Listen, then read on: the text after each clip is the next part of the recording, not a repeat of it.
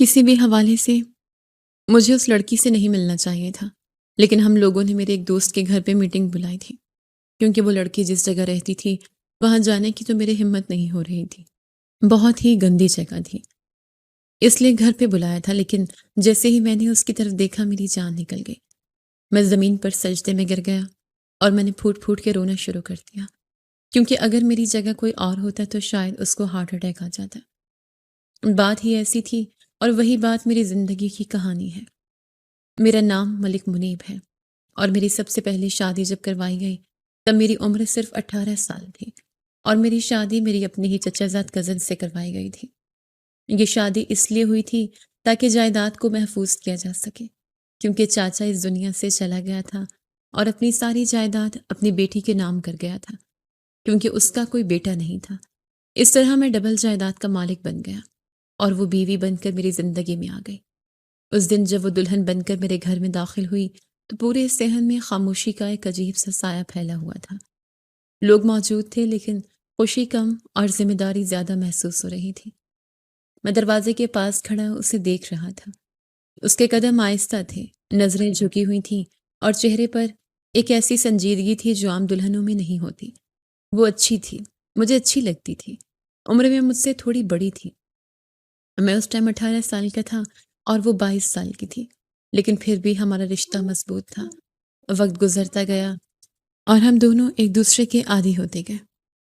وہ کم بولتی تھی، مگر گھر کے ہر کام کو خاموشی سے سنبھال لیتی تھی۔ میں اکثر اسے دیکھ کر سوچتا کہ شاید یہی سکون ہے جو ایک گھر کو مکمل کرتا ہے۔ اس کی آنکھوں میں کبھی کبھی ایک اداسی سی ہوتی تھی، مگر وہ اسے چھپا لیتی تھی، اور میں بھی کبھی اس کے دل کی بات نہ سمجھ سکا۔ اور اس رشتے کو مزید مضبوط کرنے کے لیے اس خاندان کے وارث کو پیدا ہونے کی ضرورت تھی، لیکن وہ ابھی تک نہیں ہو پا رہا تھا۔ یہاں تک کہ 5 سال گزر گئے، میں ابھی بھی جوان تھا، لیکن میرے یہاں ابھی تک اولاد نہیں ہوئی تھی۔ 5 سال ملکوں کے گھر میں وارث پیدا نہ ہو، یہ کوئی چھوٹی بات نہیں ہے۔ ابھی گھر کے بڑے زندہ تھے، انہوں نے کہا کہ تم اولاد کے لیے دوسری شادی کر لو۔ میری پہلی بیوی کا نام صفیہ تھا۔ میں دوسری شادی نہیں کرنا چاہتا تھا۔ میں نے کہا کہ 1 سال اور انتظار کرتا ہوں، اگر اولاد نہیں ہوئی تو پھر چلا جاؤں گا۔ میں اپنی بات کروں تو میں ایک خوبصورت مرد تھا، بس میری آنکھ کے نیچے کالا سا نشان تھا جو ہمارا خاندانی نشان تھا۔ میرے دادا کی آنکھ کے نیچے بھی تھا، میرے باپ کی آنکھ کے نیچے بھی، اور اب میری آنکھ کے نیچے بھی تھا۔ یہی ہماری پہچان تھی، لیکن برا نہیں لگتا تھا۔ ویسے بھی میں اتنا امیر تھا کہ اس نشان کی وجہ سے مجھے کبھی کوئی فرق نہیں پڑا۔ صفیہ کو مجھ سے محبت نہیں تھی، کیونکہ جب ہماری شادی کروائی جا رہی تھی وہ مجھ سے شادی نہیں کرنا چاہتی تھی، لیکن شادی ہو گئی۔ اس کو اس بات سے بھی مسئلہ نہیں تھا کہ اگر میں دوسری شادی کر لوں، کیونکہ وہ سمجھدار اور خاندانی عورت تھی۔ اگر اس کے دل میں کوئی جذبہ تھا بھی تو وہ اس کا اظہار نہیں کرتی تھی۔ وہ کہتی تھی کہ اس خاندان کو میری اور آپ کے رشتے کی ضرورت نہیں ہے، وارث کی ضرورت ہے۔ اگر وارث پیدا نہیں ہوا تو مجھے باتیں سننے کو ملیں گی، تو آپ کو بھی دنیا نہیں بخشے گی۔ لیکن اللہ نے کرم کیا اور ہمارے یہاں خوشخبری آ گئی، اور یہ بہت بڑی بات تھی۔ یہ بالکل ایسا تھا جیسے اچانک اندھیرے کمرے میں روشنی بھر گئی ہو۔ ایک صبح جب میں صحن میں بیٹھا تھا تو صفیہ آہستہ قدموں سے میرے پاس آئی۔ اس کے چہرے پر ہلکی سی مسکراہٹ تھی جو میں نے بہت عرصے بعد دیکھی تھی۔ اس نے دھیمی آواز میں مجھے بتایا کہ وہ ماں بننے والی ہے۔ اس لمحے میرے اندر جیسے جان واپس آ گئی، میری سانسیں تیز ہو گئیں، دل زور سے دھڑکنے لگا۔ میں نے اس کی طرف دیکھا تو یقین نہیں آ رہا تھا، مگر یہ سچ تھا۔ گھر کے ماحول میں ایک دم تبدیلی آ گئی، بزرگوں کے چہروں پر اطمینان آ گیا، دعائیں دی جانے لگیں، ہر طرف امید کی باتیں ہونے لگیں۔ میں نے اسی وقت دل میں فیصلہ کر لیا کہ اب مجھے کسی دوسری شادی کی ضرورت نہیں ہے، یہی رشتہ کافی ہے، یہی میرا گھر ہے، یہی میری دنیا ہے۔ صفیہ کے رویے میں بھی نرمی آ گئی تھی۔ وہ پہلے سے زیادہ خاموش ضرور تھی، مگر اس کے چہرے پر ایسا سکون تھا جیسے اس نے اپنی زندگی کا مقصد پا لیا ہو۔ ہم لوگوں نے شروع میں الٹرا ساؤنڈ کروایا تھا۔ ڈاکٹر نے کہا کہ سب کچھ ٹھیک ہے، بچے کی حالت بھی ٹھیک ہے، صفیہ کی صحت بھی ٹھیک ہے۔ یہ سن کر ہم دونوں نے سکھ کا سانس لیا۔ اس کے بعد ہم نے مزید جانچ نہیں کروائی۔ ہمیں یہ جاننے کی جلدی نہیں تھی کہ بیٹا ہے یا بیٹی، ہمیں بس اس بچے کے آنے کا انتظار تھا۔ میں اکثر رات کو جاگتا اور سوچتا کہ میرا بیٹا میرے جیسا ہوگا یا صفیہ جیسی شکل لے گا۔ پھر خود ہی مسکرا دیتا کہ جو بھی ہو بس صحیح سلامت ہو۔ مہینے گزرتے گئے مگر آخری دنوں میں صفیہ کی طبیعت خراب ہونے لگی۔ وہ کمزور ہونے لگی، اس کے چہرے کا رنگ زرد پڑنے لگا، اس کی آنکھوں کے نیچے سیاہ حلقے بن گئے۔ میں اسے دیکھ کر پریشان ہو جاتا مگر وہ ہر بار یہی کہتی کہ سب ٹھیک ہو جائے گا، لیکن میرے دل میں ایک انجانا سا خوف بیٹھنے لگا تھا۔ پھر وہ دن آیا جب اسے ہسپتال لے جایا گیا تھا۔ فضا میں ایک عجیب سی گھبراہٹ تھی۔ میں ہسپتال کے باہر کھڑا تھا، دل بے چین تھا اور وقت جیسے رک گیا تھا۔ ہر گزرتا لمحہ بھاری لگ رہا تھا۔ پھر اچانک ڈاکٹر باہر آیا، اس کے چہرے پر سنجیدگی تھی۔ اس نے مجھے بتایا کہ بچہ اس دنیا میں آنے سے پہلے ہی ختم ہو چکا ہے۔ یہ سن کر میرے قدم لڑکھڑا گئے، زمین جیسے میرے نیچے سے نکل گئی ہو۔ میں نے بچے کو دیکھا تو وہ منظر برداشت سے باہر تھا۔ وہ اس حالت میں تھا کہ آنکھ اٹھا کر دیکھنا بھی مشکل تھا۔ صفیہ کی حالت بھی بہت خراب تھی۔ ڈاکٹر نے بتایا کہ اس کی جان بچانے کے لیے ایک بڑا فیصلہ کرنا پڑا ہے۔ انہوں نے اس کی بچہ دانی نکال دی تاکہ اس کی زندگی بچائی جا سکے۔ اس ایک خبر نے سب کچھ ختم کر دیا۔ گھر کی خوشیاں ایک لمحے میں ماتم میں بدل گئیں۔ صفیہ کی آنکھوں میں جو امید تھی وہ ہمیشہ کے لیے بجھ گئی۔ وہ پہلے ہی کم بولتی تھی مگر اب وہ بالکل خاموش ہو گئی۔ اس نے خود کو ایک کمرے تک محدود کر لیا۔ وہ گھنٹوں ایک ہی جگہ بیٹھی رہتی، نہ کسی سے بات کرتی نہ کسی کی طرف دیکھتی۔ اب یہ بات پوری طرح ثابت ہو گئی تھی کہ صفیہ کبھی ماں نہیں بن سکتی۔ گھر کے بزرگوں نے پھر وہی بات شروع کر دی کہ مجھے دوسری شادی کر لینی چاہیے۔ میں اس بار انکار نہ کر سکا کیونکہ حالات میرے ہاتھ سے نکل چکے تھے۔ دوسری شادی میں نے محبت کی کیونکہ ایک لڑکی تھی جو مجھے پہلے سے ہی پسند تھی۔ میں اسے اکثر دفتر میں دیکھتا تھا، وہ اپنے کام میں مصروف رہتی تھی مگر اس کی آنکھوں میں ایک الگ سی مضبوطی تھی۔ میں اس سے بات کرنے سے کتراتا تھا کیونکہ میں جانتا تھا کہ میری زندگی پہلے ہی پیچیدہ ہے۔ اس کا نام عروج تھا اور اس کی بھی پہلے شادی ہو چکی تھی مگر اس کا شوہر اچھا انسان نہیں تھا۔ وہ اسے مارتا پیٹتا تھا، اسی لیے وہ اس سے الگ ہو گئی تھی۔ میں نے ایک دن ہمت کر کے اس سے بات کی، ہماری باتیں شروع ہوئیں اور پھر بڑھتی گئیں۔ اس نے میری زندگی کے بارے میں سب کچھ جان لیا اور میں نے بھی اس کے دکھ سنے۔ ہم دونوں ایک دوسرے کے قریب آتے گئے اور پھر میں نے اس کے ساتھ نکاح کر لیا۔ وہ میری بیوی بن کر گھر میں آ گئی۔ اس کے آنے سے گھر میں ایک نئی رونق آئی مگر اس کے ساتھ ایک خاموش امید بھی جڑی ہوئی تھی۔ سب کو یہی لگتا تھا کہ اب پہلے سال میں ہی خوشخبری آئے گی۔ جب بھی میں عروج سے کہتا کہ میں نے یہ شادی اولاد کے لیے کی ہے تو اسے غصہ آ جاتا تھا۔ اس کی آنکھوں میں ناراضی صاف نظر آتی تھی۔ وہ کہتی تھی کہ آپ کہتے ہیں کہ آپ کو مجھ سے محبت ہے، پھر یہ اولاد کی بات کیوں؟ میں اسے سمجھانے کی کوشش کرتا کہ محبت اپنی جگہ ہے مگر مجھے ایک وارث بھی چاہیے۔ وہ خاموش ہو جاتی مگر اس کے چہرے پر اطمینان نہیں ہوتا تھا۔ میں اسے کہتا کہ بس ایک اولاد پیدا کر کے دے دو، پھر تم جیسے چاہو ویسے زندگی گزارو، مجھے کوئی دباؤ نہیں۔ میں ابھی جوان ہوں، میری عمر ہی کیا ہے، میں صرف 24 سال کا ہوں۔ میرے پاس وقت ہے مگر دل میں ایک خلا ہے جو صرف ایک بچے سے بھر سکتا ہے۔ صفیہ کو اس شادی سے کوئی مسئلہ نہیں تھا۔ وہ پہلے ہی اپنی دنیا سے کٹ چکی تھی۔ وہ ایک کونے میں پڑی رہتی تھی۔ اس نے خود کو سب سے الگ کر لیا تھا۔ جب سے اس نے اپنا بچہ کھویا تھا اس کی زندگی جیسے وہیں رک گئی تھی۔ وہ دیواروں کو دیکھتی رہتی تھی جیسے ان میں اپنی کہانی تلاش کر رہی ہو۔ گھر میں لوگ تھے، آوازیں تھیں مگر صفیہ کے لیے سب کچھ خاموش ہو چکا تھا اور میں دو مختلف زندگیوں کے درمیان کھڑا تھا۔ ایک طرف ماضی کا دکھ تھا اور دوسری طرف مستقبل کی امید تھی۔ میں نے عروج کی ہر بات مانی، اس کی ہر بات پوری کی تاکہ وہ خوش رہے۔ اس کے بہت سارے چھوٹے چھوٹے خواب تھے۔ میں نے یہ خریدنا ہے، مجھے وہ چاہیے، میں نے یہ کرنا ہے، میں نے وہ کرنا ہے۔ میں نے سب کچھ کروایا تھا کہ کل کو اس کے دل میں کوئی بات نہ رہ جائے۔ جب وہ کسی چیز کی فرمائش کرتی تو میں اسی وقت پورا کرنے کی کوشش کرتا۔ کبھی وہ نئے کپڑوں کی بات کرتی، کبھی کسی زیور کی خواہش ظاہر کرتی، کبھی کہتی کہ اسے شہر کے اچھے ہوٹل میں کھانا کھانا ہے، کبھی کہتی کہ اسے کہیں گھومنے جانا ہے۔ میں ہر بار اس کے چہرے کی خوشی دیکھنے کے لیے سب کچھ کر دیتا تھا۔ مجھے لگتا تھا کہ شاید اس طرح وہ میرے قریب آ جائے گی اور ہماری زندگی میں سکون آ جائے گا۔ وہ آئینے کے سامنے کھڑی ہو کر اپنے خوابوں کے بارے میں بات کرتی رہتی تھی۔ اس کی آواز میں ایک تیزی تھی ایک بے چینی تھی، جیسے وہ ہر چیز ابھی حاصل کرنا چاہتی ہو، اور میں خاموشی سے اسے دیکھتا رہتا تھا۔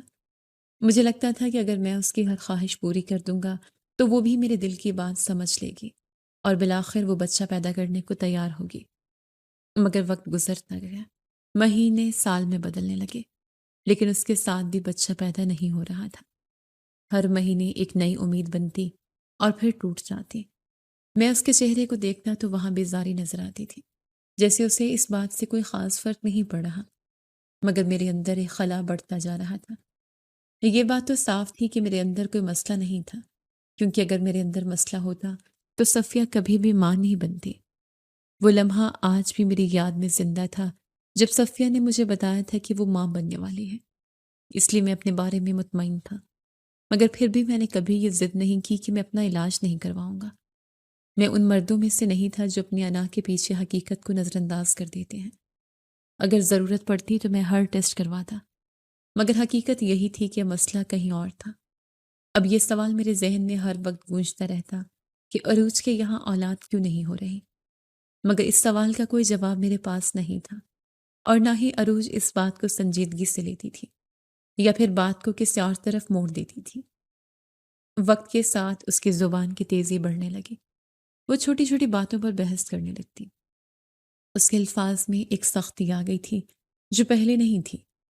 ایک دن ہماری ایسی لڑائی ہوئی جو پہلے کبھی نہیں ہوئی تھی۔ گھر کے کمرے میں ہم دونوں آمنے سامنے کھڑے تھے۔ اس کی آواز بلند تھی اور میرے اندر غصہ بڑھ رہا تھا۔ اس نے ایسے الفاظ کہے جو میرے دل میں تیر کی طرح لگے۔ اس نے میری مردانگی پر سوال اٹھایا۔ اس نے مجھے ایسے تانے دیے جو میں کبھی بھول نہیں سکا۔ اس کی ہر بات میرے دل کو جلاتی جا رہی تھی۔ مجھے لگا جیسے اس نے میری عزت کو رون دیا ہو۔ اس لمحے میں خاموش کھڑا تھا، مگر اندر سے ٹوٹ رہا تھا۔ عورت کو، مرد کو کبھی بھی ایسی باتیں نہیں کرنی چاہیے جو اس کی عزت کو مجروح کریں، مگر وہ حد سے آگے جا چکی تھی۔ اس دن کے بعد میرے دل میں اس کے لیے وہ جگہ باقی نہیں رہی جو پہلے تھی۔ اس کی آواز اب مجھے اچھی نہیں لگتی تھی۔ اس کی باتیں میرے لیے بوجھ بن گئی تھیں۔ بس اسی دن سے وہ میرے دل سے اتر گئی۔ میں نے اس کے ساتھ 1 سال گزارا، مگر وہ پہلے جیسا رشتہ کبھی واپس نہ آ سکا۔ گھر میں ہم ایک ساتھ رہتے تھے، مگر دلوں میں فاصلے آ چکے تھے۔ اس کی موجودگی بھی اب خالی لگتی تھی، اور میں ہر روز اپنے اندر ایک فیصلہ بنتا، اور پھر ایک دن میں نے وہ فیصلہ کر لیا۔ میں نے تیسری شادی کرنے کا ارادہ کر لیا۔ اس بار میں نے جلدی کی کیونکہ میں مزید وقت ضائع نہیں کرنا چاہتا تھا۔ میں جانتا تھا کہ اگر میں نے اب بھی دیر کی تو شاید کبھی بھی اپنی خواہش پوری نہ کر سکوں۔ اس دفعہ تیسری شادی اپنے گاؤں کے ایک غریب گھرانے کی بیٹی سے کی تھی۔ وہ سادہ سی لڑکی تھی، اس کے چہرے پر معصومیت تھی، اس کی صحت بہت اچھی تھی، وہ بالکل جوان تھی۔ اس کی آنکھوں میں ایک شرم تھی اور ایک خاموشی تھی جو مجھے پہلی بار دیکھتے ہی محسوس ہو گئی تھی۔ گاؤں کا ماحول سادہ تھا، مٹی کی خوشبو فضا میں پھیلی ہوئی تھی۔ جب میں اس کے گھر گیا تو وہاں کی سادگی نے مجھے کچھ لمحوں کے لیے خاموش کر دیا۔ اس کے گھر والے میرے سامنے جھکے ہوئے تھے، جیسے انہیں یقین ہی نہ رہا ہو کہ ان کی بیٹی اس گھر میں جا رہی ہے۔ میں نے اس لڑکی کو دیکھا تو میرے ذہن میں صرف ایک ہی بات تھی کہ شاید اب میری زندگی میں وہ خلا بھر جائے گا جس کی کمی مجھے ہر لمحہ محسوس ہوتی تھی۔ میں نے اس سے نکاح کر لیا اور وہ میری بیوی بن کر میرے گھر آ گئی۔ میرے دل میں اس بار کوئی جذباتی وابستگی نہیں تھی، صرف ایک مقصد تھا کہ جلدی جلدی بچہ پیدا ہو جائے اور میری زندگی کا یہ خلا ختم ہو جائے۔ میں نے اپنے آپ کو یہی یقین دلایا کہ شاید یہی راستہ ہے جو مجھے سکون دے سکتا ہے۔ میری تیسری شادی پہ عروج نے بہت واویلا کیا تھا۔ گھر کی فضا ایک دم بدل گئی تھی۔ اس کی آواز ہر کمرے میں گونج رہی تھی۔ اس کے چہرے پر غصہ صاف نظر آ رہا تھا۔ وہ میرے سامنے کھڑی تھی، آنکھوں میں آگ تھی اور لہجے میں سختی تھی۔ اس نے کہا کہ میں صفیہ نہیں ہوں، میرا نام عروج ہے۔ اس کی یہ بات میرے کانوں میں گونجتی رہی۔ وہ بار بار یہی جتانا چاہتی تھی کہ وہ کسی کے ساتھ بانٹنے والی عورت نہیں ہے۔ اس نے مجھے بہت دھمکیاں دی۔ اس نے کہا کہ اگر میں نے یہ قدم اٹھایا تو وہ بھی خاموش نہیں بیٹھے گی۔ اس کی ہر بات میں ایک چیلنج تھا، جیسے وہ مجھے روکنا چاہتی ہو، مگر میں اپنے فیصلے پر قائم تھا۔ میں جانتا تھا کہ اب پیچھے ہٹنے کا کوئی راستہ نہیں ہے۔ میں نے اسے سمجھانے کی کوشش کی، مگر وہ سننے کے لیے تیار نہیں تھی۔ اس کے الفاظ تیز تھے اور اس کی سانسیں تیز چل رہی تھیں۔ گھر کے دوسرے لوگ خاموشی سے یہ سب دیکھ رہے تھے۔ کوئی آگے بڑھ کر کچھ کہنے کی ہمت نہیں کر رہا تھا۔ فضا میں ایک دباؤ سا تھا، جیسے ہر چیز رک گئی ہو، مگر وقت رکا نہیں اور میری شادی ہو گئی۔ جب شادی ہو گئی تو اس کے بعد وہ بالکل نارمل ہو گئی۔ یہ تبدیلی اتنی اچانک تھی کہ میں خود بھی حیران رہ گیا۔ ایک دن وہ میرے سامنے آئی۔ اس کا لہجہ نرم تھا، آنکھوں میں وہی سختی نہیں تھی۔ اس نے مجھ سے معافی مانگی اور کہا کہ بس مجھے بھول مت جائیے گا، باقی میں آپ کے معاملے میں نہیں بولوں گی۔ میں نے اسے دیکھا اور ایک لمحے کے لیے سوچ میں پڑ گیا۔ پھر میں نے کہا، میں کیوں تمہیں بھولوں گا؟ تم سے تو میں نے محبت کی تھی، تم نے ہی کبھی مجھے عزت نہیں دی۔ تمہارا گھر ہے، مزے کرو، حویلی ہے، کھاؤ پیو، شاپنگ کرو، نہ تمہارے خرچے میں کوئی کمی ہوگی نہ وقت میں تمہارے کمرے میں بھی آیا کروں گا۔ اس نے میری بات سنی اور آہستہ سے کہا کہ ٹھیک ہے۔ اس کی آواز میں ایک عجیب سی تھکن تھی، جیسے وہ لڑتے لڑتے ہار گئی ہو۔ اس کے چہرے پر وہ غرور نہیں تھا جو پہلے ہوا کرتا تھا۔ وہ خاموشی سے اپنے کمرے کی طرف چلی گئی۔ ویسے عجیب سا تھا کہ اس کا اس طرح سے اچانک سے بدل جانا۔ وہ اتنی آسانی سے ہار ماننے والی عورت نہیں تھی۔ میں نے اسے ہمیشہ مضبوط دیکھا تھا۔ وہ ہر بات پر کھڑی ہو جاتی تھی، مگر اب وہ خاموش تھی۔ اس کی یہ خاموشی مجھے کبھی کبھی پریشان کرتی تھی۔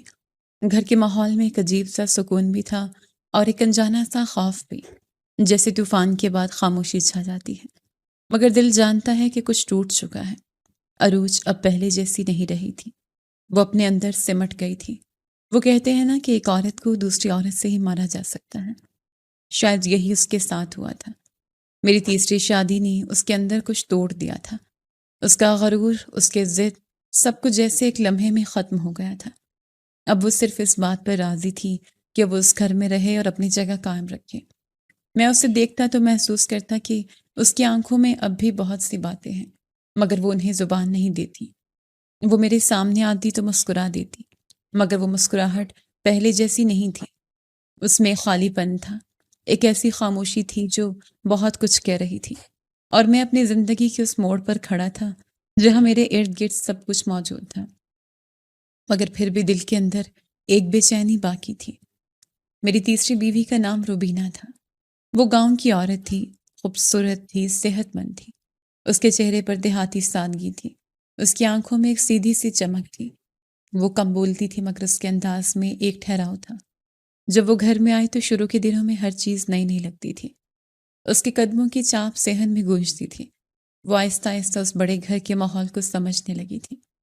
میں اسے دیکھتا تو دل میں ایک ہی خیال آتا کہ شاید اب میری زندگی کا خالی پن ختم ہو جائے گا۔ وہ صحت مند تھی، مضبوط تھی، اور مجھے پورا یقین تھا کہ اب دیر نہیں لگے گی۔ مگر وقت آہستہ آہستہ گزرتا گیا۔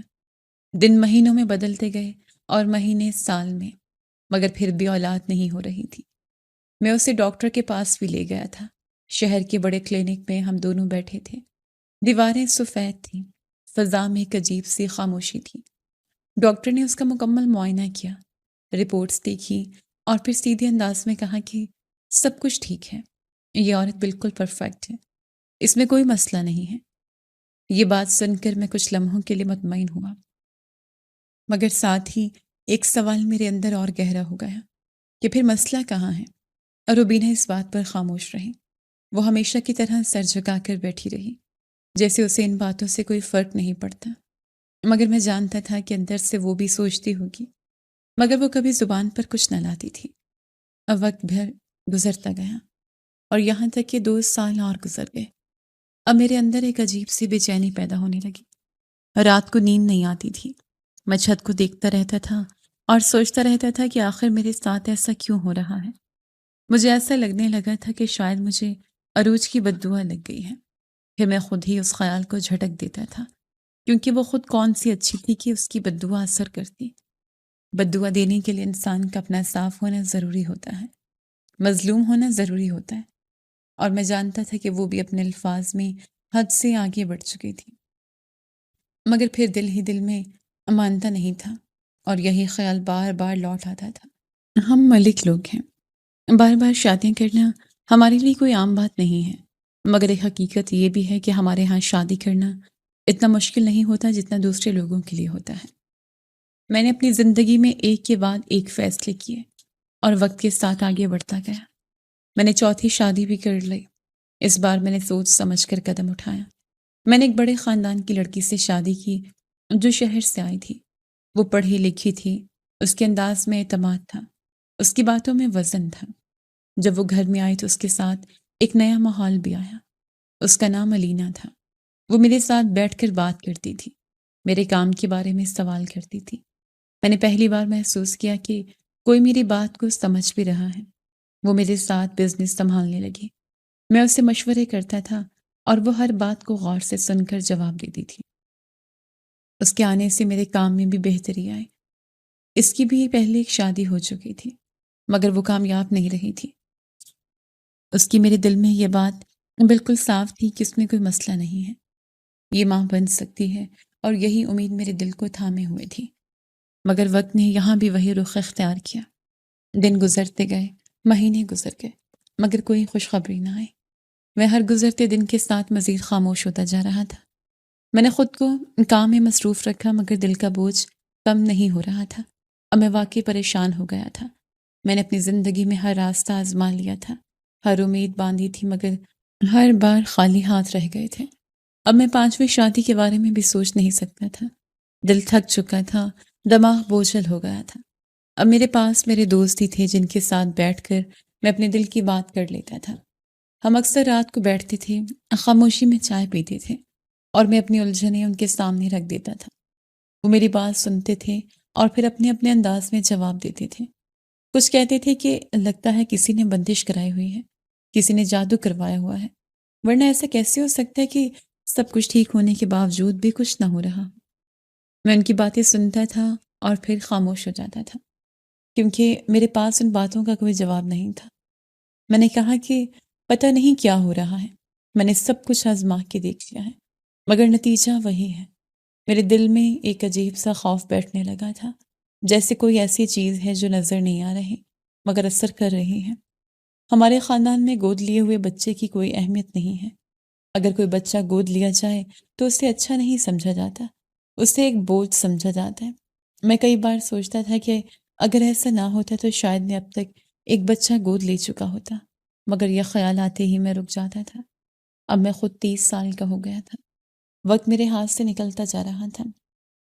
میں ہر دن کے ساتھ یہ محسوس کر رہا تھا کہ میری خواہشیں ادھوری رہ رہی ہیں اور میں کچھ نہیں کر پا رہا۔ میں بہت پریشان تھا۔ جب انسان کسی چیز کا خواہش مند ہو اور اسے حاصل کرنے کے لیے تمام جائز طریقے پورے کر چکا ہوں تو پھر ناجائز کی طرف ہی جاتا ہے۔ میرے دماغ میں بھی کچھ اور ہی چل رہا تھا۔ میں خود کو سمجھانے کی کوشش کرتا تھا، مگر دل کے اندر ایک خلا تھا جو ہر گزرتے دن کے ساتھ اور گہرا ہوتا جا رہا تھا۔ ایک شام میں اپنے ایک پرانے دوست کے ساتھ بیٹھا تھا۔ کمرے میں ہلکی روشنی تھی، چائے کی خوشبو پھیلی ہوئی تھی، اور ہم دونوں خاموشی کے ساتھ بیٹھے تھے۔ اس نے میری طرف دیکھا اور کہا کہ تمہارا مسئلہ عام نہیں رہا، وقت تمہارے ہاتھ سے نکل رہا ہے، تمہیں اب کوئی نیا راستہ اختیار کرنا ہوگا۔ میں نے اس کی بات سنی اور خاموش رہا۔ پھر اس نے آہستہ سے کہا کہ تم سیروگیٹ مدر کا استعمال کرو۔ میں نے حیرت سے اس کی طرف دیکھا اور پوچھا کہ وہ کیسے؟ اس نے تفصیل سے بتایا کہ کچھ عورتیں اپنی کوکھ کرائے پر دیتی ہیں، وہ دوسروں کے بچے کو اپنے پیٹ میں رکھ کر پیدا کرتی ہیں۔ اس نے کہا کہ تمہیں نہ تو نئی شادی کرنی پڑے گی اور نہ ہی کسی اور جھنجٹ میں پڑنا ہوگا، تمہارا اپنا بچہ تمہیں مل جائے گا۔ اس کی بات سن کر میرے اندر ایک عجیب سی کیفیت پیدا ہوئی۔ مجھے یہ مشورہ کچھ خاص اچھا نہیں لگا۔ دل کے کسی کونے میں ایک بے چینی سی پیدا ہو گئی، جیسے میں کسی غلط راستے کی طرف دھکیلا جا رہا ہوں۔ میں نے اس وقت کوئی جواب نہیں دیا، بس خاموشی سے اس کی بات سنتا رہا۔ گھر واپس آیا تو کافی دیر تک اسی بات کے بارے میں سوچتا رہا۔ کمرے کی دیواریں جیسے میرے قریب آ رہی تھیں۔ میں نے خود سے سوال کیا کہ کیا میں واقعی اس حد تک پہنچ چکا ہوں کہ اب ایسے راستے کے بارے میں سوچوں؟ مگر پھر میں نے خود کو روک لیا اور دل کو سمجھایا کہ ابھی نہیں، ابھی میں نے ہار نہیں مانی۔ وقت اسی طرح گزرنے لگا، دن آتے گئے اور چلے جاتے گئے۔ میں نے اپنی تینوں بیویوں کو وقت دیا۔ میں نے کوشش کی کہ کسی کو یہ احساس نہ ہو کہ میں اندر سے ٹوٹ رہا ہوں۔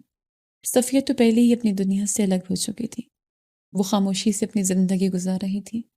اس کی آنکھوں میں وہی اداسی تھی جو کبھی ختم نہیں ہوئی، عروج جو پہلی جیسی نہیں رہی تھی۔ وہ اپنے کاموں میں مصروف رہتی تھی۔ اس کے لہجے میں وہ تیزی کم ہو گئی تھی، مگر ایک فاصلے کا احساس ہمیشہ موجود رہتا تھا۔ ہم ایک ہی گھر میں رہتے تھے، مگر ہمارے درمیان ایک خاموش دیوار کھڑی ہو چکی تھی۔ روبینہ اپنی سادگی کے ساتھ گھر کے کاموں میں لگی رہتی تھی۔ وہ کبھی شکایت نہیں کرتی تھی، کبھی سوال نہیں کرتی تھی، بس جو کہا وہ کر دیتی تھی۔ اس کے چہرے پر ہمیشہ ایک خاموشی ہوتی تھی، جیسے وہ سب کچھ قبول کر چکے ہوں۔ علینا میرے ساتھ کام میں جڑی ہوئی تھی۔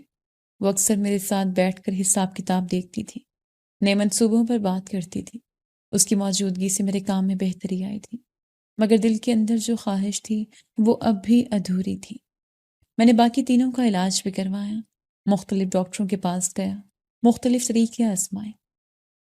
ہر بار یہی جواب ملا کہ سب کچھ ٹھیک ہے، کوئی واضح مسئلہ نہیں ہے۔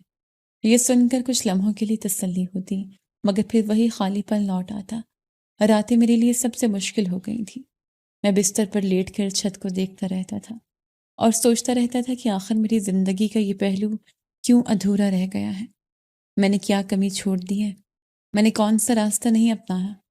وقت اپنی رفتار سے چلتا رہا اور میں اس کے ساتھ ساتھ تھکتا گیا۔ سال گزرتے گئے اور میں دیکھتے ہی دیکھتے 42 سال کا ہو گیا۔ میرے بالوں میں سفیدی جھلکنے لگی، چہرے پر تھکن نمایاں ہونے لگی، مگر دل کے اندر وہی خواہش اب بھی زندہ تھی۔ میں خود کو آئینے میں دیکھتا تو ایک سوال میرے ذہن میں گونجتا، کیا اب بھی امید باقی ہے؟ یہ سب کچھ ختم ہو چکا ہے۔ میرے پاس دولت تھی، گھر تھا، لوگ تھے، مگر وہ ایک چیز نہیں تھی جس کے لیے میں نے اپنی پوری زندگی لگا دی تھی۔ میں خاموش ہو چکا تھا، مگر میرے اندر ایک جنگ اب بھی جاری تھی۔ کبھی کبھی میں سوچتا تھا کہ کیا میں کوئی برا حکمران ہوں؟ میں ملک تھا، اس آدھے گاؤں پہ میرا راج تھا۔ میری حویلیوں میں لوگ کام کرتے تھے، زمینوں پر کام کرتے تھے۔ میں نے تو کبھی کسی کا دل نہیں دکھایا تھا۔ میں نے اپنی بیویوں میں بھی ہمیشہ انصاف کیا تھا۔ میں اکثر شام کے وقت حویلی کے بڑے صحن میں کھڑا ہو کر ارد گرد دیکھتا تھا۔ نوکر چاکر اپنے اپنے کاموں میں مصروف ہوتے تھے۔ کہیں سے برتنوں کی آواز آتی تھی، کہیں سے جانوروں کی ہلکی سی چاپ سنائی دیتی تھی۔ دور کھیتوں کی طرف نظر جاتی تو لوگ محنت کرتے نظر آتے تھے۔ یہ سب کچھ میرا تھا، مگر دل کے اندر ایک خالی پن ایسا تھا جو کسی بھی چیز سے نہیں بھر رہا تھا۔ ایک دن میں آہستہ قدموں سے صفیہ کے کمرے کی طرف گیا۔ دروازہ آدھا کھلا تھا، اندر ہلکی سی روشنی تھی۔ وہ اپنے بستر پر بیٹھی تھی۔ اس کا چہرہ پہلے سے زیادہ کمزور لگ رہا تھا۔ آنکھوں کے نیچے گہرے سائے تھے، جیسے اس نے برسوں سے سکون کی نیند نہ لی ہو۔ میں خاموشی سے جا کر اس کے پاس بیٹھ گیا۔ وہ میری طرف دیکھ کر ہلکا سا مسکرائی، مگر اس مسکراہٹ میں زندگی نہیں تھی۔ وہ میری پہلی ہمسفر تھی، جس کے ساتھ میں نے زندگی کی شروعات کی تھی، جس کے ساتھ میں نے وہ لمحہ دیکھا تھا جب ہمیں لگا تھا کہ ہم والدین بننے والے ہیں، مگر وہ لمحہ کبھی مکمل نہ ہو سکا۔ وہ اولاد جو ہماری تھی اس دنیا میں آ نہ سکی تھی۔ اس کی حالت اتنی بری تھی کہ ہم یہ بھی نہ جان سکے کہ وہ بیٹا تھا یا بیٹی، اور صفیہ کی اپنی جان بڑی مشکل سے بچی تھی۔ میں اس کے پاس بیٹھا رہا، کچھ دیر تک ہم دونوں خاموش رہے۔ کمرے میں ایک عجیب سی سنجیدگی تھی، جیسے دیواریں بھی ہماری بات سن رہی ہوں۔ پھر میں نے آہستہ سے کہا کہ کہیں تم تو مجھے بددعا نہیں دیتی؟ میری آواز میں وہی بے بسی تھی جو میں خود بھی محسوس کر رہا تھا۔ وہ میری طرف دیکھ کر ہلکے سے سر ہلانے لگی اور کہنے لگی کہ میں نے کسی کو کیا بددعا دینی ہے، بلکہ میں تو دعا کرتی تھی کہ آپ کو کسی اور سے اولاد پیدا ہو جائے تو میں اسی کی ماں بن جاتی، کیونکہ اب میری اپنی کوئی اولاد نہیں ہو سکتی۔ اس کی آواز میں دکھ تھا، مگر کوئی تلخی نہیں تھی۔ وہ سچ کہہ رہی تھی اور اس کے الفاظ میرے دل میں اترتے جا رہے تھے۔ پھر اس نے آہستہ سے کہا کہ مجھے ایسا لگتا ہے کہ آپ کے نصیب میں اولاد نہیں ہے، نہیں تو ایسا کبھی نہیں ہوتا۔ اس نے یہ بات کسی تانے کی صورت میں نہیں، بلکہ ایک ایسے انداز میں کہی کہ جیسے وہ مجھے حقیقت سمجھا رہی ہو۔ میں اس کی آنکھوں میں دیکھتا رہا اور مجھے بھی ایسا ہی لگتا تھا جیسے یہ بات کہیں نہ کہیں سچ ہو۔ اس دن میں اس کے کمرے میں ہی رک گیا۔ رات گہری ہو گئی تھی، باہر سناٹا پھیل چکا تھا۔ صرف کبھی کبھار کسی جانور کی آواز آتی تھی یا ہوا کے چلنے کی سرسراہٹ سنائی دیتی تھی۔ میں بستر پر لیٹا تھا مگر نیند میری آنکھوں سے کوسوں دور تھی۔ صفیہ بھی خاموشی سے لیٹی ہوئی تھی۔ کمرے کی ہلکی روشنی میں اس کا چہرہ صاف نظر آ رہا تھا۔ پتہ نہیں کب میری آنکھ لگ گئی اور میں خواب کی دنیا میں چلا گیا۔ میں نے دیکھا کہ ایک چھوٹی سی معصوم سی پیاری سی بچی میرے سامنے کھڑی ہے۔ اس کے چہرے پر ایک عجیب سی روشنی تھی۔ اس کی آنکھیں چمک رہی تھیں جیسے اس میں پوری دنیا کی خوشی چھپی ہو۔ وہ میری بیٹی تھی۔ میں اسے دیکھ کر بے اختیار مسکرا دیا۔ میرا دل چاہا کہ اسے فوراً اپنی گود میں اٹھا لوں اور اسے اپنے سینے سے لگا لوں۔ وہ ہنستی ہوئی میرے پیچھے پیچھے بھاگ رہی تھی اور میں آگے آگے اس کے ساتھ کھیل رہا تھا۔ اس کی ہنسی کی آواز فضا میں گونج رہی تھی۔ وہ منظر اتنا خوبصورت تھا کہ میں خود کو بھول گیا تھا۔ میں بس اس کے ساتھ اس لمحے میں جینا چاہتا تھا۔ مگر جیسے ہی میں ہنستے ہنستے ایک لمحے کے لیے رک کر پیچھے مڑا تو وہ غائب ہو چکی تھی۔ وہ وہاں نہیں تھی جہاں بھی ایک لمحہ پہلے تھی۔ میرا دل ایک دم دھڑکنے لگا۔ میں نے ادھر ادھر دیکھا مگر وہ کہیں نظر نہیں آئی۔ میں اسے پکارنے لگا۔ میری آواز میں گھبراہٹ تھی۔ میں دوڑنے لگا، ہر طرف اسے ڈھونڈنے لگا مگر وہ نہیں ملی۔ ہر طرف خاموشی تھی۔ وہ خوشی جو بھی کچھ لمحے پہلے تھی وہ اچانک خوف میں بدل گئی تھی۔ میں نے بار بار اس سے آواز دی مگر جواب نہیں آیا۔ پھر اچانک مجھے اس کی چیخوں کی آواز سنائی دی۔ وہ آواز ایسی تھی جیسے کوئی تکلیف میں ہو، جیسے وہ مجھے پکار رہی ہو۔ میرا دل زور زور سے دھڑکنے لگا۔ میں اس آواز کی طرف بھاگا مگر راستہ صاف نہیں تھا۔ ہر طرف اندھیرا تھا۔ میں نے پوری طاقت سے اسے ڈھونڈنے کی کوشش کی مگر وہ مجھے نظر نہ آئی۔ اس کی چیخیں اور تیز ہو گئیں اور میں بے بس ہو کر ادھر ادھر بھاگتا رہا۔ پھر اچانک سب کچھ خاموش ہو گیا۔ اسی لمحے میری آنکھ کھل گئی۔ میں بری طرح سے ہانپ رہا تھا۔ میرا جسم پسینے میں بھیگا ہوا تھا۔ دل اتنی تیزی سے دھڑک رہا تھا کہ جیسے باہر نکل آئے گا۔ کمرے کی دیواریں مجھے اجنبی لگ رہی تھیں۔ صفیہ فوراً اٹھ کر میرے پاس آئی۔ اس نے مجھے سنبھالا۔ اس کے ہاتھ ٹھنڈے تھے۔ اس نے مجھے پانی پلایا اور آہستہ سے کہا کہ آپ کو کوئی برا خواب آیا ہوگا۔ اس کی آواز میں فکر تھی۔ میں نے پانی پیا اور سانس بحال کرنے کی کوشش کی۔ پھر آہستہ سے کہا کہ ہاں، بہت برا خواب آیا تھا۔ میری آواز اب بھی کانپ رہی تھی اور دل کے اندر وہ منظر اب بھی زندہ تھا جیسے وہ حقیقت ہو۔ میں کچھ دیر تک خاموش بیٹھا رہا اور صفیہ میرے پاس بیٹھی رہی۔ کمرے میں پھر وہی خاموشی چھا گئی مگر اب اس خاموشی میں ایک عجیب سا خوف بھی شامل ہو چکا تھا۔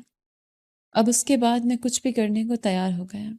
میرے اندر جو خلا تھا وہ مجھے کسی بھی حد تک لے جانے لگا تھا۔ مجھے میرے ایک دوست نے مشورہ دیا کہ یہاں ایک ایسی جگہ ہے جہاں ایک لڑکی پیسے لے کر بچے پیدا کر دیتی ہے۔ تمہیں بس اس کو پیسے دینے ہیں، وہ بچہ پیدا کر کے تمہیں دے دے گی۔ میں نے اس کی طرف دیکھا اور دل میں ایک ہلچل سی محسوس ہوئی۔ میں نے آہستہ سے پوچھا کہ کسی کو کچھ پتہ تو نہیں چلے گا؟ اس نے فوراً جواب دیا کہ نہیں، کسی کو کچھ پتہ نہیں چلے گا۔ سب کچھ خفیہ طریقے سے ہوگا اور سارا عمل بھی میڈیکلی ہوگا۔ تمہیں کوئی فکر کرنے کی ضرورت نہیں ہے۔ میں کچھ لمحے خاموش رہا۔ پھر میں نے کہا کہ ٹھیک ہے، پھر اس کے ساتھ میٹنگ فکس کروا دو، مگر اس جگہ پہ نہیں، کسی اور جگہ پہ۔ میں وہاں جانا نہیں چاہتا۔ اس نے کہا کہ ٹھیک ہے، ہم اسے تمہارے گھر بلا لیتے ہیں۔ میں نے سر ہلا دیا اور دل میں ایک عجیب سا بوجھ محسوس کیا۔ میں اپنی چاروں بیویوں کو اس بارے میں بتانا نہیں چاہتا تھا۔ میں نے سوچا کہ اگر بچہ پیدا ہو گیا تو پھر سب کو بتا دوں گا۔ اس وقت تک خاموش رہنا ہی بہتر ہے۔ مگر سچ یہ تھا کہ اب میرے دل میں ایک اور خوف بھی پیدا ہو گیا تھا۔ کہیں ایسا تو نہیں کہ اب مسئلہ میرے اندر آ گیا ہو، کیونکہ وقت گزر چکا تھا اور میں خود کو کمزور محسوس کرنے لگا تھا۔ خیر، میٹنگ فکس ہو گئی۔ گھر کے ایک الگ حصے میں سب انتظام کیا گیا۔ کمرے میں ہلکی روشنی تھی، دروازہ بند تھا اور باہر میرے دوست موجود تھے۔ انہوں نے کہا کہ باقی بات تم خود کر لو، تمہیں پیسوں کی کوئی کمی نہیں ہے، مگر وہ لڑکی بہت زیادہ پیسے مانگ رہی ہے۔ وہ کہتی ہے کہ وہ اس زندگی سے نکلنا چاہتی ہے، اپنی نئی زندگی شروع کرنا چاہتی ہے۔ میں نے گہری سانس لی اور کہا کہ کوئی بات نہیں، زیادہ پیسے دے دیں گے۔ اگر وہ اس جگہ سے نکلنا چاہتی ہے تو اس میں بھی کیا برا ہے؟ ایسی جگہ پہ کون رہنا چاہے گا؟ میں نے دروازے کی طرف قدم بڑھایا اور آہستہ سے کمرے میں داخل ہو گیا۔ وہ اندر بیٹھی تھی، اس نے نقاب کیا ہوا تھا۔ کمرے میں خاموشی تھی، میری سانسیں تیز ہو رہی تھیں۔ میں اس کے سامنے جا کر کھڑا ہو گیا۔ کچھ لمحوں تک ہم دونوں کے درمیان کوئی بات نہ ہوئی۔ پھر اس نے آہستہ سے اپنا نقاب اتارا۔ جیسے ہی میں نے اس کا چہرہ دیکھا، میری جان نکل گئی، میری آنکھیں پھیل گئیں، دل ایک دم زور سے دھڑکنے لگا اور میرے قدم لڑکھڑا گئے۔ میں اس کے چہرے کو دیکھتا رہ گیا۔ پھر میری نظر اس کی آنکھ پر گئی اور اس کی آنکھ کے نیچے وہی نشان تھا، وہی نشان جو میری آنکھ کے نیچے تھا۔ یہ کوئی اتفاق نہیں ہو سکتا تھا۔ میرے دل نے فوراً گواہی دی کہ یہ میری بیٹی ہے۔ میرے اندر جیسے سب کچھ ٹوٹ گیا۔ میں وہیں زمین پر سجدے میں گر گیا اور رونا شروع کر دیا۔ میری آواز کمرے میں گونج رہی تھی، میرے آنسو رک نہیں رہے تھے۔ میں سوچ بھی نہیں سکتا تھا کہ میں اسے کس کام کے لیے بلانے والا تھا۔ یہ خیال میرے دل کو چیر رہا تھا۔ میں اپنے آپ سے نفرت کرنے لگا تھا۔ اسی لمحے میرے سینے میں شدید درد اٹھا، سانس لینا مشکل ہو گیا، آنکھوں کے سامنے اندھیرا چھا گیا اور میں بے ہوش ہو کر گر گیا۔ جب مجھے ہوش آیا تو میں ہسپتال کے بستر پر تھا۔ ارد گرد مشینوں کی آوازیں آ رہی تھیں، میرے ہاتھوں میں سوئیاں لگی ہوئی تھیں، جسم کمزور تھا، مگر دل میں ایک ہی بات تھی۔ میں نے فوراً آنکھیں کھول کر پوچھا کہ وہ لڑکی کہاں ہے؟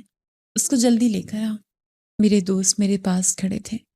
انہوں نے حیرت سے میری طرف دیکھا اور کہا کہ کیا ہو گیا تمہیں؟ میں نے بے چینی سے کہا کہ بس اسے لے کر آؤ، مجھے اس سے ملنا ہے۔ انہوں نے کہا کہ تمہاری حالت بہت بری تھی، تمہیں ہارٹ اٹیک آیا تھا۔ میں نے کمزور آواز میں کہا کہ مجھے دوبارہ ہارٹ اٹیک آ جائے گا اگر وہ نہ ملی تو، اس کو لے کر آؤ۔ میری سانسیں تیز ہو رہی تھیں، دل بے قابو ہو رہا تھا۔ انہوں نے ایک دوسرے کی طرف دیکھا، پھر کہا کہ ٹھیک ہے، ہم اسے لے کر آتے ہیں۔ وہ فوراً وہاں سے نکل گئے۔ وقت میرے لیے رک گیا تھا، ہر لمحہ ایک صدی جیسا لگ رہا تھا۔ میں دروازے کی طرف دیکھتا رہا، جیسے ابھی وہ اندر داخل ہو جائے گی۔ کچھ دیر بعد دروازہ کھلا اور وہ اسے لے کر آ گئے۔ وہ کمرے کے دروازے پر کھڑی تھی، اس کا چہرہ سنجیدہ تھا اور آنکھوں میں الجھن تھی۔ اسی وقت میری چاروں بیویاں بھی وہیں موجود تھیں۔ وہ سب حیران تھیں کہ کیا ہو رہا ہے۔ کمرے میں ایک عجیب سا سکوت چھا گیا تھا، جیسے سب کچھ ایک لمحے کے لیے رک گیا ہوں۔ میں بستر پر لیٹا ہوا اسے دیکھ رہا تھا۔ میرے دل کی دھڑکن پھر تیز ہونے لگی، میری آنکھوں میں آنسو آ گئے اور میں بس اسے دیکھتا رہ گیا، جیسے برسوں کی تلاش آج میرے سامنے کھڑی ہو گئی ہوں۔ اس لڑکی کو جب ہسپتال لایا گیا تو میرا دل بے قابو ہو رہا تھا۔ میں نے فوراً ڈاکٹر سے کہا کہ میرا اور اس کا DNA ٹیسٹ کیا جائے۔ ڈاکٹر نے میری حالت دیکھی اور فوراً عملہ متحرک ہو گیا۔ خون کے نمونے لیے گئے اور مجھے انتظار کرنے کے لیے کہا گیا۔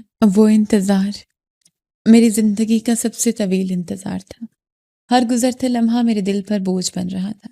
میں بار بار دروازے کی طرف دیکھتا اور پھر اس لڑکی کی طرف دیکھتا جس کے چہرے پر حیرت اور خوف دونوں موجود تھے۔ کچھ وقت کے بعد ڈاکٹر کمرے میں داخل ہوا۔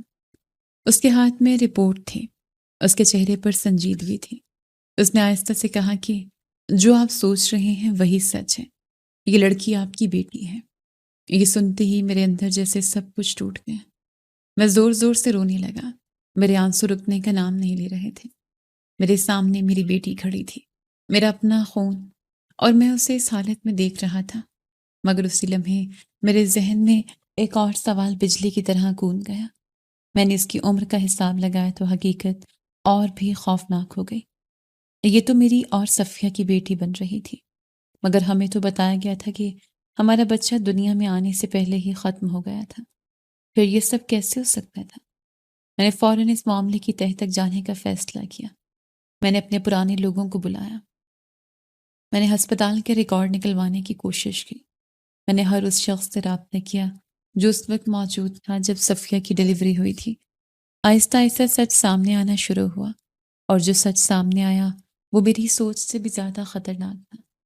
پتہ چلا کہ یہ سب کچھ ایک سازش تھی، ایک ایسا جال جو بہت پہلے بچھایا گیا تھا، اور میں اس میں پھنستا چلا گیا تھا۔ میرے اپنے ہی کزن نے یہ سب کچھ کروایا تھا۔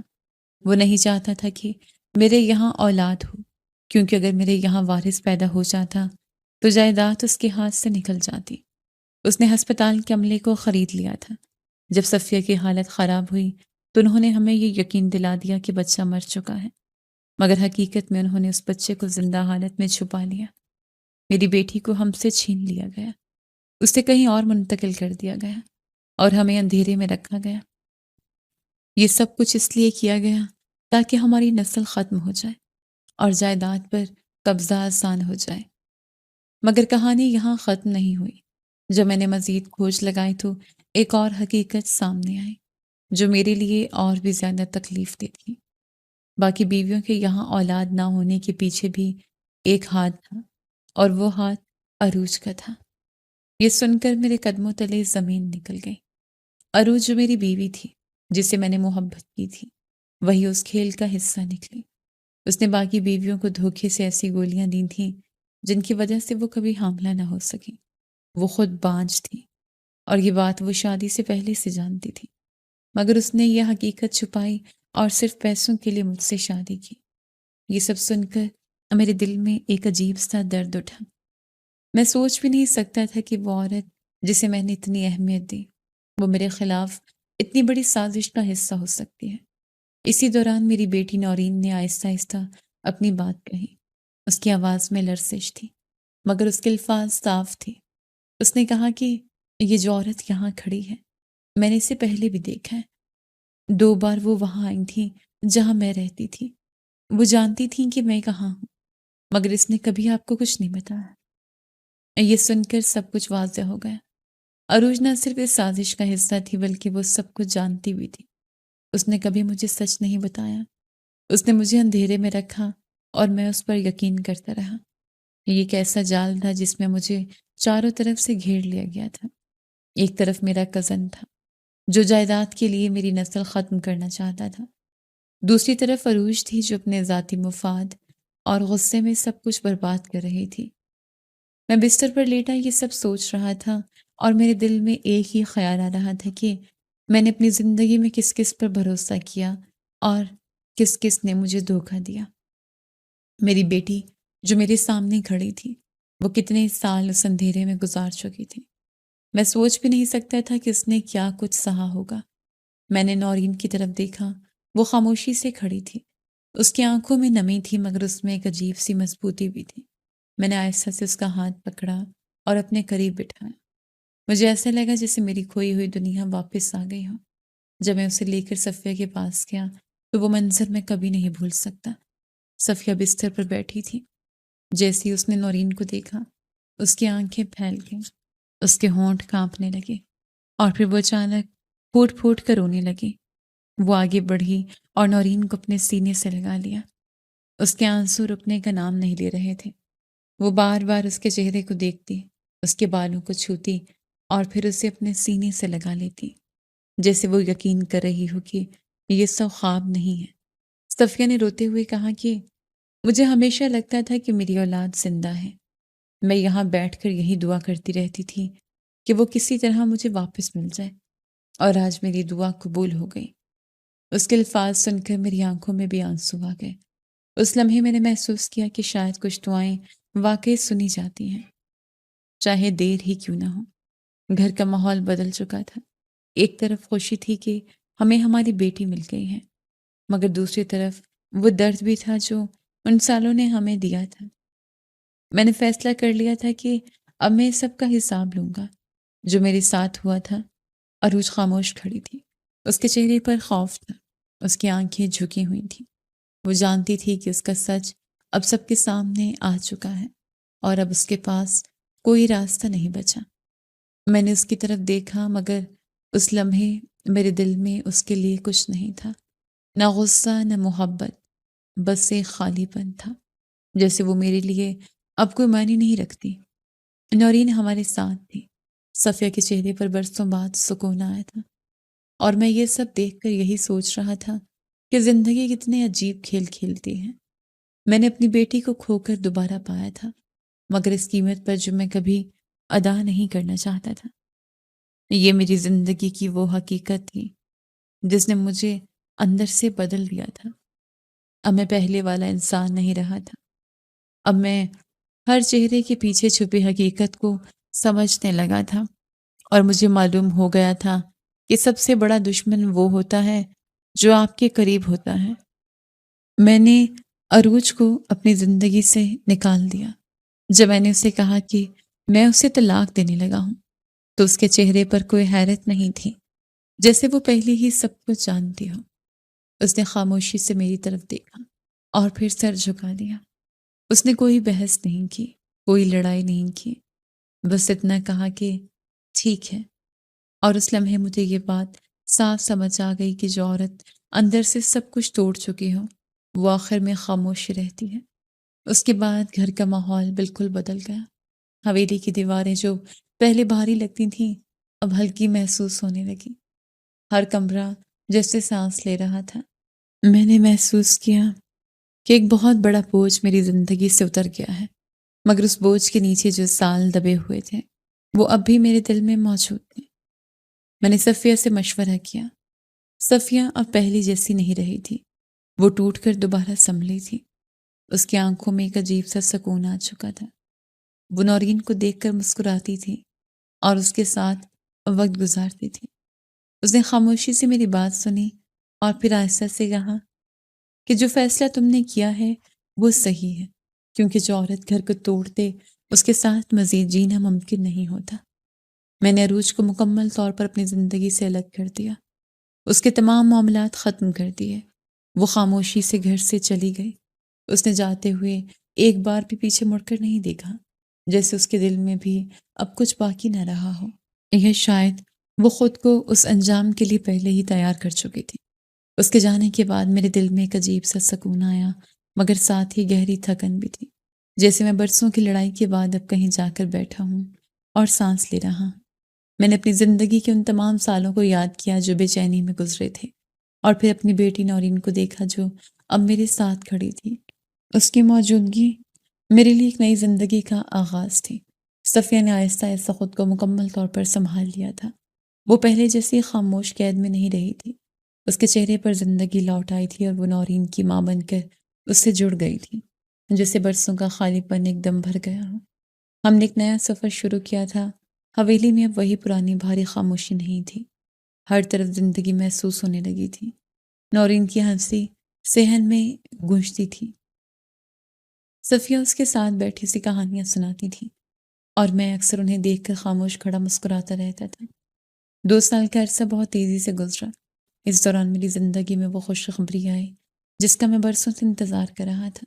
صفیہ اور روبینہ دونوں ماں بننے والی تھیں۔ یہ خبر سنتے گھر میں خوشی کا ایک نیا چہرہ روشن ہو گیا۔ میں اکثر رات کو بیٹھ کر سوچتا تھا کہ زندگی نے مجھے کتنے کڑے امتحان دیے، مگر آخر اس نے مجھے سب کچھ واپس بھی دے دیا۔ میری بیٹی بھی میرے پاس تھی اور اب نئے بچوں کی آمد بھی ہونے والی تھی۔ میں نے پہلی بار محسوس کیا کہ شاید میری دعائیں بھی آخر کار قبول ہو گئی ہیں۔ نورین اب میرے ساتھ رہتی تھی، وہ مجھے باپ کے طور پر دیکھتی تھی اور میں اسے اپنی زندگی کا سب سے بڑا سچ سمجھتا تھا۔ اس کے بغیر میری زندگی کا کوئی مطلب نہیں تھا۔ صفیہ اب ایک ٹوٹی ہوئی عورت نہیں رہی تھی، وہ ایک مضبوط ماں بن چکی تھی جس نے دکھ بھی دیکھا تھا اور خوشی بھی واپس پائی تھی۔ وہ اکثر مجھے کہتی کہ زندگی نے ہمیں بہت آزمائش میں ڈالا، مگر آخر میں ہمیں ہمارا حق واپس دے دیا۔ روبینہ بھی اب پہلے سے زیادہ خوش نظر آتی تھی۔ اس کی خاموشی بدل کر ایک نرم سی مسکراہٹ میں ڈھل چکی تھی۔ وہ آنے والے بچے کے لیے خواب دیکھنے لگی تھی، اور میں جب سب کو ایک ساتھ دیکھتا تو مجھے لگتا تھا کہ میری زندگی مکمل ہو گئی ہے۔ وہ گھر جو کبھی خالی اور بھاری محسوس ہوتا تھا اب بچوں کی ہنسی سے بھرنے والا تھا۔ میں نے اپنے اندر جھانک کر دیکھا تو مجھے احساس ہوا کہ انسان کو جو چیز سب سے زیادہ توڑتی ہے وہ وقت نہیں ہوتا، بلکہ غلط فیصلے اور غلط لوگ ہوتے ہیں، اور جو چیز اسے دوبارہ جوڑتی ہے وہ سچائی، صبر اور وقت کا انصاف ہوتا ہے۔ میری زندگی نے مجھے بہت کچھ سکھایا تھا، اور اب میں صرف ایک بات جانتا تھا کہ جو کچھ بھی ہوتا ہے وہ آخر میں کسی نہ کسی حکمت کے ساتھ ہوتا ہے، اور میری کہانی بھی آخر کار اپنے سکون کے موڑ پر آ پہنچی تھی۔